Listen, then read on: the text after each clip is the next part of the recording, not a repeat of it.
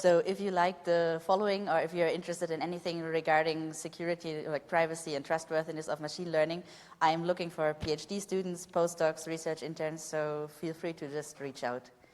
But seize the opportunity and take it away. cool, thanks a lot. So for now, let's look into the topic of individualized privacy. So we, together with my collaborators, developed the framework of Individualized PATE, which enables to have a differential private machine learning where individuals have their individual privacy guarantees. And I think each and every one here of you on a day-to-day basis generates large amounts of sensitive data, whether we are taking pictures with our phones, writing messages, or doing online banking. And large companies and all kind of companies like to leverage this data to train to have applications that rely on machine learning models. And what most of these take into account is the question of privacy. So either individuals ask to have privacy, or the companies are kind of forced into it through legislations. However, an aspect that is often disregarded is the thing that individuals have different privacy preferences, also depending on what they are doing. So, for example, individuals who like to post their photos on social media, they might require only a weak privacy protection because they're voluntarily already sharing their data. However, others that contribute their data to sensitive applications, they might want to have strong privacy guarantees. However, what happens when we train machine learning models is that we have all these different individuals with their privacy preferences. But then if we train a model, we have to settle for one privacy level to train this machine learning model. And of course, we cannot use the average or the weak privacy guarantees, because this would violate the preferences that people have if they want strong privacy. So we have to settle for the strong privacy. And if we train a machine learning model with very strong privacy guarantees, this yields usually low utility. So we have two issues here that we wanted to address in the work. The first is that with current privacy-preserving machine learning methods, we are not able to actually implement individuals' privacy preferences. And the second is, if we always have to settle for the strongest privacy requirement, at the end we run out of utility. And we base our work on the gold standard for privacy preservation, which is differential privacy. And differential privacy guarantees us that if we train a machine learning model on two adjacent data sets, these are data sets which differ in exactly one data record, then we get out roughly the same model, and this basically hides the contribution of each and every individual. If we were to formalize that, would look like this. And from the formula of differential privacy, we can easily go to the differential privacy with individual privacy guarantees. So how that would look like is that we have not the standard epsilon over all the different individuals, but we have different privacy levels, epsilon p, for data records p, which have their own privacy budget, epsilon p. And how that reflects in the final equation is that basically the epsilon is replaced by the epsilon p, but even though this is the only change to the final formula, it's like the important thing is here that we are now considering two adjacent data sets that differ in a data point with that exact privacy preference. And this is the epsilon delta formulation of that. Because it has smoother composition, we can also perform this in a Raynaud differential privacy, and like the same algorithm that gives us this epsilon delta differential privacy also gives us this alpha then epsilon p Raynaud differential privacy. And how we built our individualization is based on the PATE framework. And the PATE framework usually obtains differential privacy through a private knowledge transfer. So we have this original private data. And the first thing that we do is we split that data into disjoint partitions, and we train models on these disjoint partitions. Now, because these models have interacted with the private data, they can no longer be released because they would leak privacy. So what we do instead is that we take a public data set, which is unlabeled, and we query it to these teachers to have it labeled. So how the labeling works is that every teacher expresses per query what label they think would be the right one. Then we add some Gaussian noise just to implement the differential privacy guarantees. And then we take the noisy argmax over all the possible class labels, and this gives us the final label for the query. So now we have data, we have labeled. What we can do is we can train the student model.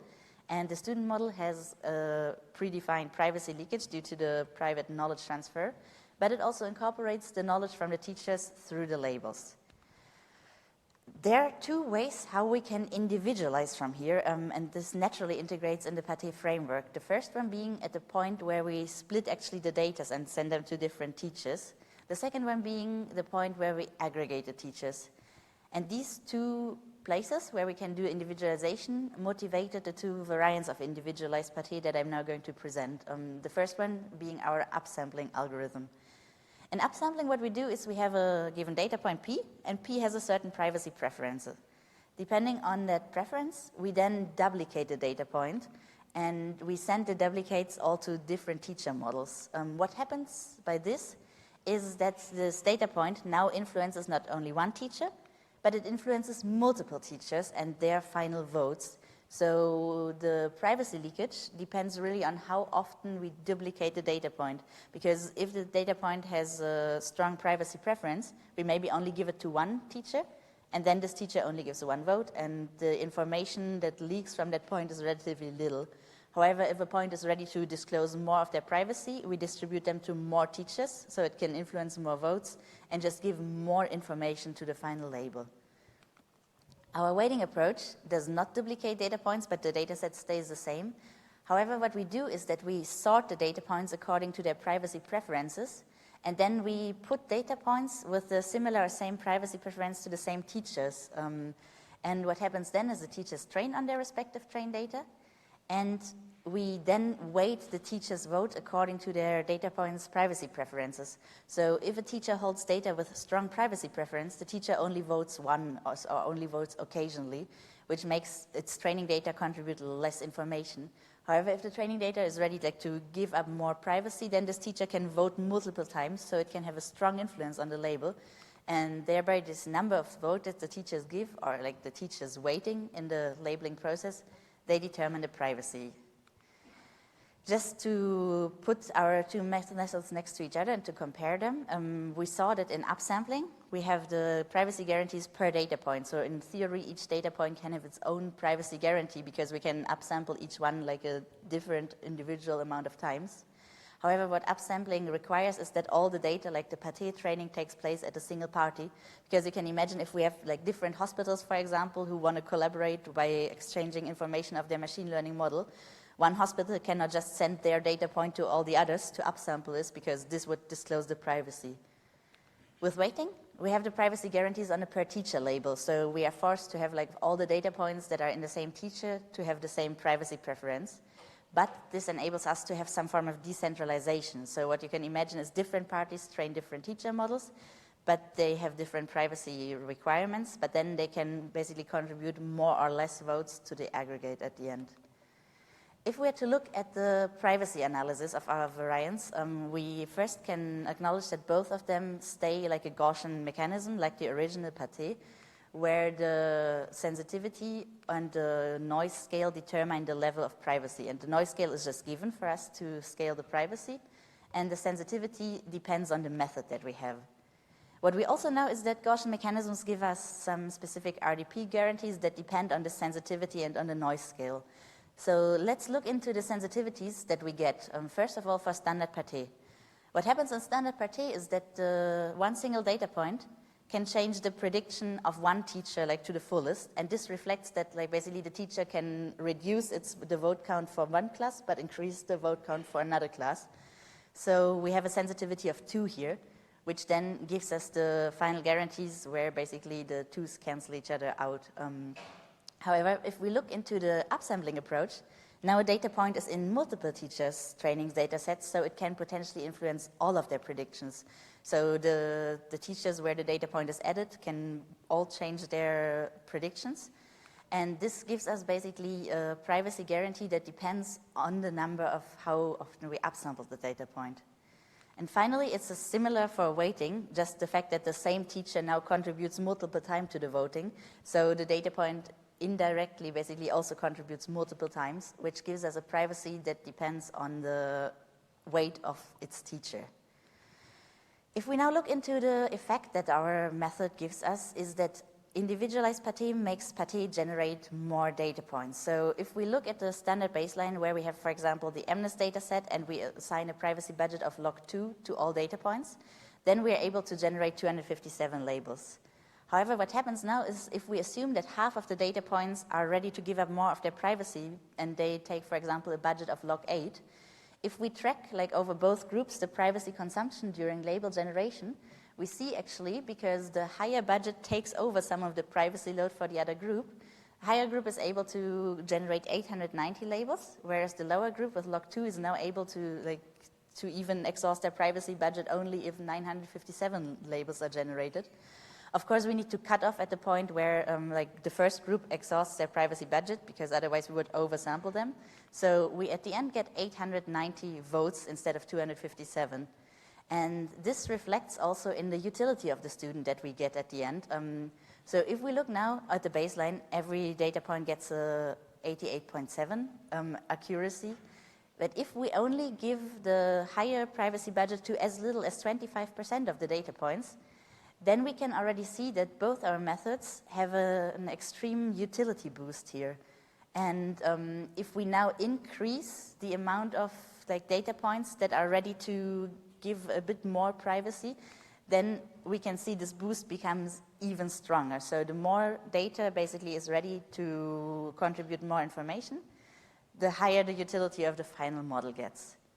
So to summarize, we started with the problem that basically individuals have different privacy preferences, but we just had no way how we can implement that in machine learning.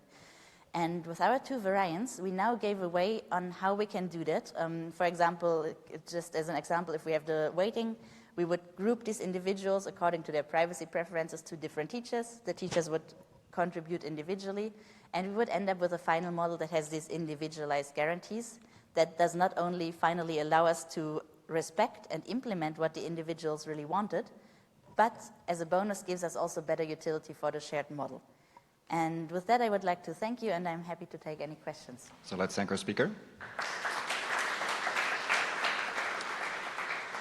Are there any questions in the room?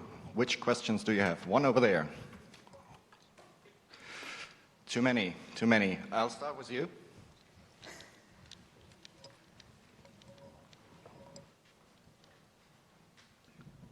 Hi, thanks for the talk. I have a questions regarding the weighting. Like if you have, if you divide them into multiple privacy levels or like privacy preferences, and you have, they're not very well distributed. For example, you have very few data points which have very low privacy or something. Mm-hmm. Is that something you investigated, how this alters the accuracy? Yes, and I think what we need to do is if we have very little data for one teacher, we just basically need to merge that data with another data set. So for example, we have like only very little data points that have extremely strong privacy preferences. Then we take the data points that have average privacy preference and put them together in the same teacher. This teacher then of course now needs to be trained with strong privacy preferences. But at least it will have more training data and all data's privacy is respected, but the teachers have then an equal amount of training data and can be still usefully trained. Okay, one thing online. Have you done any empirical tests to analyze the privacy leak risk of records under different privacy levels? We have not in this work, but in the follow-up work. Like PATE is really hard to have, for example, membership inference attacks because the student model already has not seen the privacy, the private data. But if you, for example, train with an individualized version of DPHGD, as we did in the follow-up, then you can do membership inference and you see basically really different levels of leakage for the different privacy groups. Okay, thank you. And is there maybe one more question which is very quick or a comment? Now I have to make a choice. I go with you.